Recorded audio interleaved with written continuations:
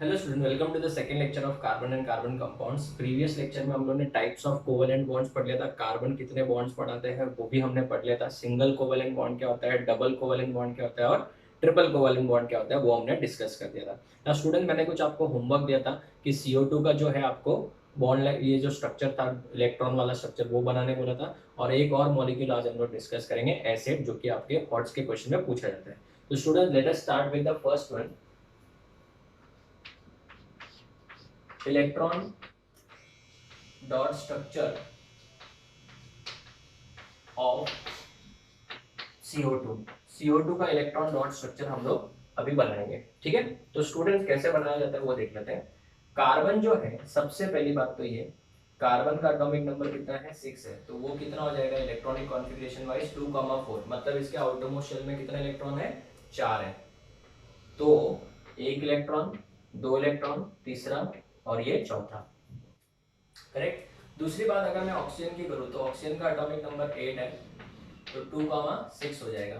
तो इसके outermost shell में कितने इलेक्ट्रॉन है, 6 इलेक्ट्रॉन है, बराबर है। 1 2 3 4 5 6। दूसरा मैं अगर यहाँ पे बना दूँ CO2, 1 2 3 4 5 6।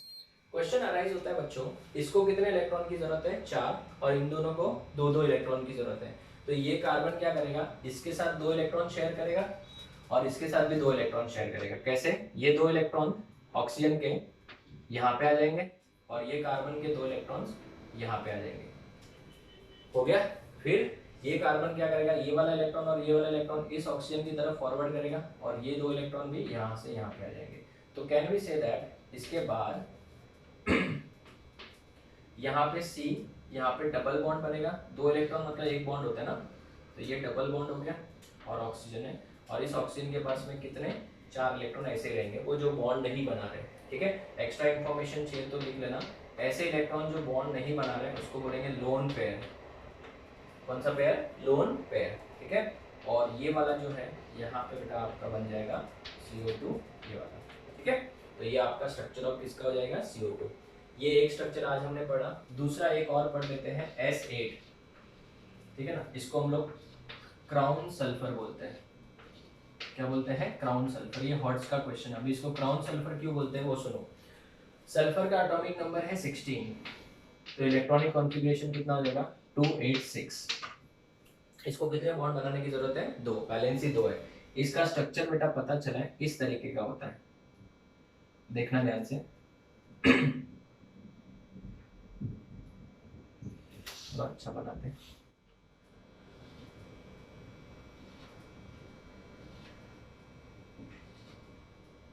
ये ऐसे बना दिया। फिर इसके नीचे वापस से बस इसे टोटल देखो 8 हो गए होंगे, 1 2 3 4 5 6 7 8। हर सल्फर के पास कितने इलेक्ट्रॉन्स है, 8 है। तो बेटा वो क्या करेगा, दो बॉन्ड बनाएगा, एक इसके साथ बनाएगा, एक इसके साथ बनाएगा, और ये एक W के शेप में बन जाएगा, ये देखो। तो मुझे जाता बेटा, दो दो इलेक्ट्रॉन उसने शेयर कर दिए, तो फिर भी कितने इलेक्ट्रॉन बच गए, चार चार बच गए ना। तो 4 इलेक्ट्रॉन बच गए, तो यहाँ पे 1 2 3 4, तो ये लोन पेयर के फॉर्म में होगा, 1 2 3 4 ऐसे। ये थोड़ा सा इंपॉर्टेंट है, ये हॉट्स का क्वेश्चन है बच्चों, ठीक है। क्योंकि सल्फर के पास टोटल 6 इलेक्ट्रॉन थे ऐसे, तो दो तो उसने शेयर कर दिया, देखो एक इसके साथ शेयर किया, एक इसके साथ शेयर किया ऐसे। तो हर सल्फर के पास कितने इलेक्ट्रॉन बच जाएंगे, 4 4 इलेक्ट्रॉन बच जाएंगे। आपको लगता है ये क्राउन के जैसा है, करेक्ट ना, इसके लिए इसको क्राउन सल्फर भी बोलते हैं, ठीक है ना। तो ये कौन से फॉर्म में होता है, S8 के फॉर्म में होता है। कौन से फॉर्म में होता है बच्चों, S8 के फॉर्म में होता है, ठीक है। तो ये इलेक्ट्रॉन डॉट स्ट्रक्चर्स हमने डिस्कस कर लिया। अभी अगर हम लोग बात करें, आज के लेक्चर में हम लोग बात करेंगे कार्बन के अलोट्रॉप्स के बारे में। किसके बारे में, अलोट्रॉप्स के बारे में। कार्बन के अलोट्रॉप्स कौन कौन से होते हैं। कार्बन के अलोट्रॉप्स जैसे डायमंड सुना होगा, ग्राफाइट सुना होगा, फुलरीन सुना होगा, उन सब के बारे में डिस्कशन करेंगे। तो एक काम करिए, मैं वहां से फ्रेश ही शुरू करूंगा, आप इसका फोटो लो, फिर आगे बढ़ते हैं।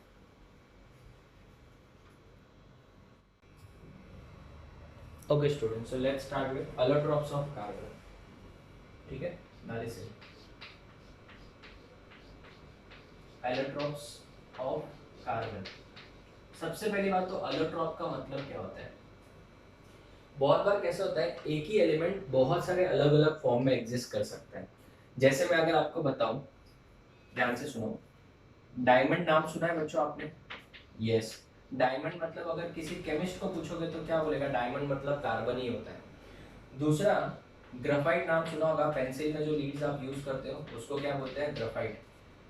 ग्राफाइट भी कार्बन ही होता है। तो बट मैं बताऊं, किसी को अगर मैं बोलूंगा तुझे डायमंड चाहिए तो वो बोलेगा हाँ, किसी को बोलूंगा ग्राफाइट चाहिए तो डिपेंड करेगा उसका मूड कैसा है, उसको चाहिए या नहीं चाहिए। बट डेफिनेटली मैं डायमंड के बारे में बोलूंगा तो हर एक कोई हाई बोलेगा, बराबर है।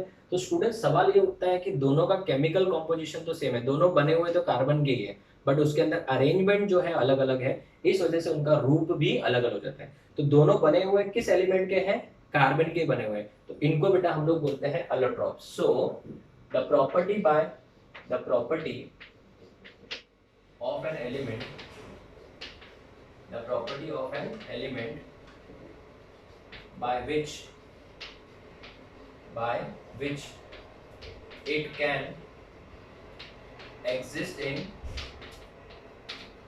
more than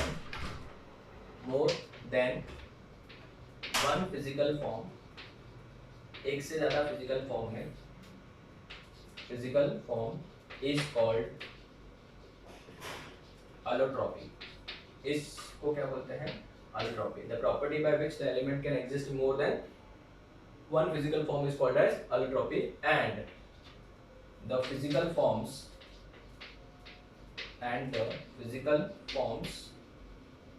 are called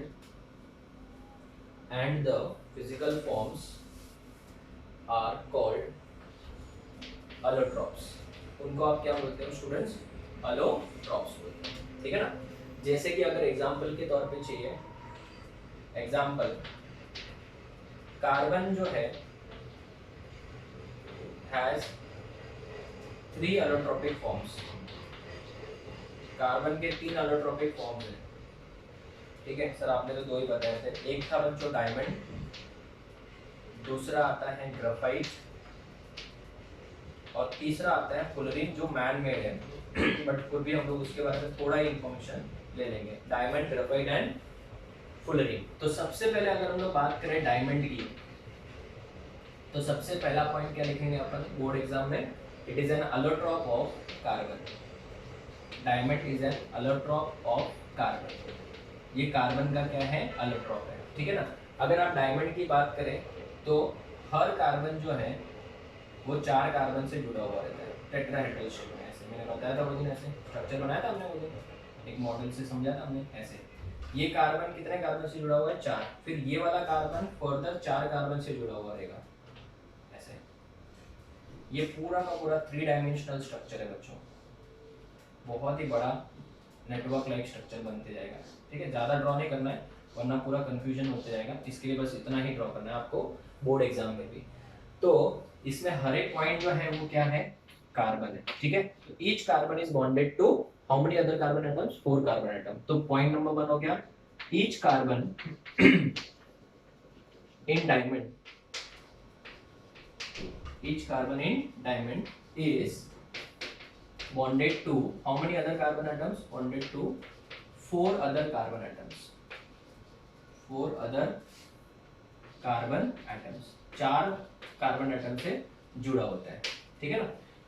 bye dash bond, covalent bonds, by covalent bonds, covalent bond से वो जुड़ा होता है।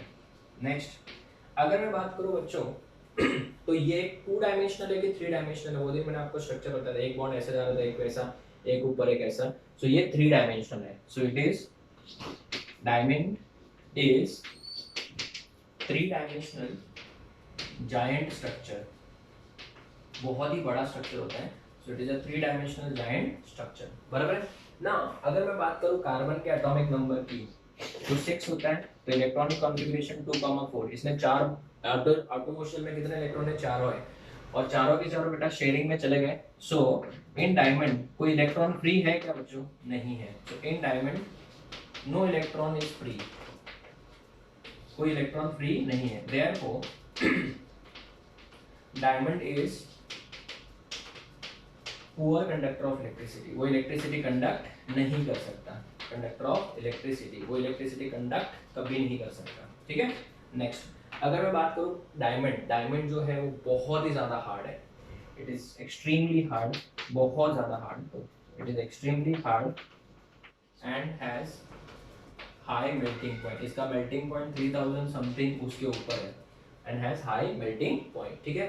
अगर मैं बात करूँ डायमंड यूज कहाँ यूज होता है, तो मैं ये पॉइंट नहीं लिखवा रहा हूँ, आप लोग चाहिए तो लिख लो, ठीक है ना। 2-3 यूजेस बता देता हूँ। सबसे पहली बात तो ये डायमंड, डायमंड जो है पता बहुत ज्यादा हार्ड है, so therefore it is used as an abrasive material.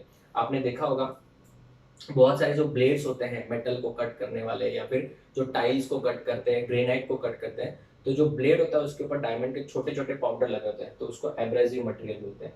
दूसरा ड्रिलिंग ऑफ रॉक्स, रॉक्स जो होता है उसके ड्रिलिंग के लिए यूज होता है, मैं ये लिखने का, आप लोग लिख लेना पॉइंट, ठीक है। ड्रिलिंग ऑफ रॉक्स, जो जो पाना होता है उसके आगे डायमंड के छोटे छोटे पार्टिकल्स होते हैं, तो वो बहुत ज्यादा हार्ड होता है इस वजह से।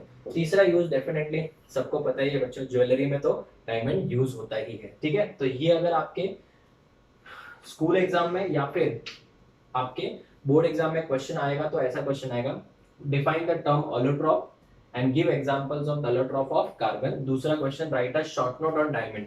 अगर write a short note on diamond पूछेंगे तो ये 2 या 3 मार्क के लिए होगा, whether it is of 2 marks और 3 मार्क्स, डायग्राम सब में बनाना है, पेंसिल से नीट एंड क्लीन डायग्राम बनाना है, और फिर पॉइंट नंबर 1 2 3 4 4 एंड ये 5 पॉइंट लिखना है, इसमें से कोई भी 4 पॉइंट लिखेगा और यूजेस में 2 से 3 पॉइंट लिखेगा, आपका 3 मार्क का क्वेश्चन हो जाएगा विद नीट प्रेजेंटेशन के साथ। तो आज के लेक्चर में हमने कौन सा डिस्कशन किया, डायमंड डिस्कशन किया। नेक्स्ट लेक्चर में हम लोग ग्राफाइट और फुलरिन स्टार्ट करेंगे। So this is the end of lecture number 2। Next lecture में हम लोग दोनों एक ही लेक्चर में ग्राफाइट और फुलरिन दोनों डिस्कस करेंगे, ठीक है। Till then thank you students.